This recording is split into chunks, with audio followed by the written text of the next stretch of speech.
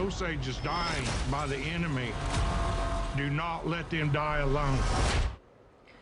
Oh, this movie is heavy, and today's The Lot Killers of the Flower Moon has 10 Oscar nominations, including a history-making nod for Best Original Song. KCAL entertainment reporter Suzanne Marques talked to the composer, and he treated us to a special performance in studio. So special. It's like, gives me chills. Yeah. You can imagine what it was like in here. I was trying to talk to them afterward. I was so overcome by emotion. If you've seen the movie, you know. Yeah. So it's the first indigenous song nominated at the Oscars, written and led by Osage Nation citizen Scott George, who brought the Osage Tribal Singers to perform with him.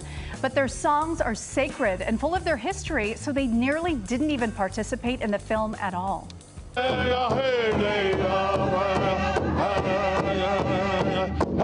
Osage is a 6.5-minute song of hope, unity, and survival, with thundering drums and powerful vocal chants. It's performed in the closing credits of Killers of the Flower Moon by the Osage Tribal Singers, written by Osage singer-songwriter Scott George. First of all, congratulations. Thank you. What is it like to be up for an Oscar on such a worldwide stage as the first Native American honored in this category? Unnerving in the beginning and unbelievable. And now I guess just hoping that I'm worthy enough to carry that part of it off. The film tells the true story of the American genocide of the Osage Nation, who in the 1920s were the richest people per capita on the planet. The land had oil on it, black gold. Money flows freely here now. I do love that money, sir. Under the guise of love, men married into the tribe and killed off 60 tribe members in pursuit of profits. Scott George was protective of maintaining the privacy and respect of the Osage elders and had to be persuaded to write the song for the film. In the beginning, we were apprehensive about being part of that.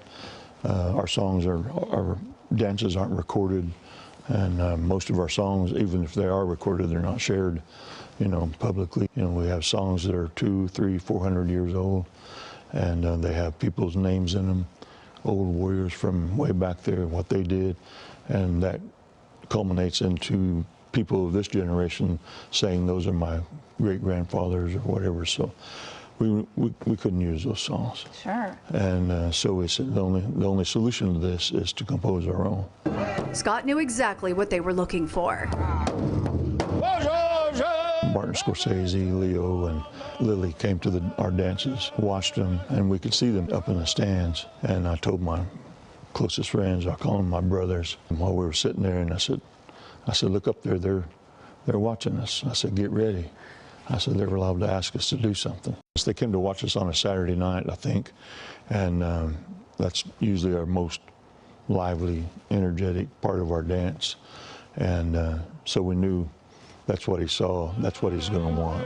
The song encourages tribal people to rise up, be strong, and have faith through life's ordeals.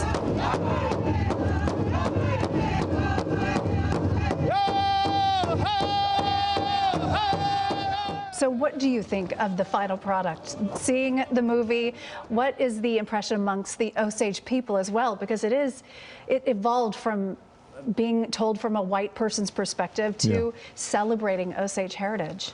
Well, I know that most of our people are really proud of this fact. To get to represent not just Osages, but all Native Americans is an honor to do so.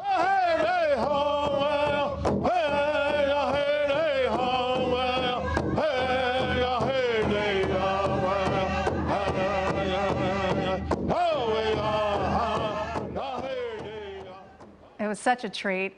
Scott George has served as a drum keeper for decades. The drum in the center represents the heartbeat of the nation, and being head singer is a great honor. Oh, yeah. And it was an honor to have them in studio. I'm so rooting for them now. I am too. I hope they win, and just to preserve that history in that way, in a way that's honorable and that, cherishes their ancestors, is pretty amazing. And you think about how they didn't want to do it, so you hope that maybe they get the recognition now that they put themselves out there too with all of this. Yeah, so protective of your culture, and you want to make sure it's celebrated. So they seem happy with that. Suzanne, thank you. Thank you.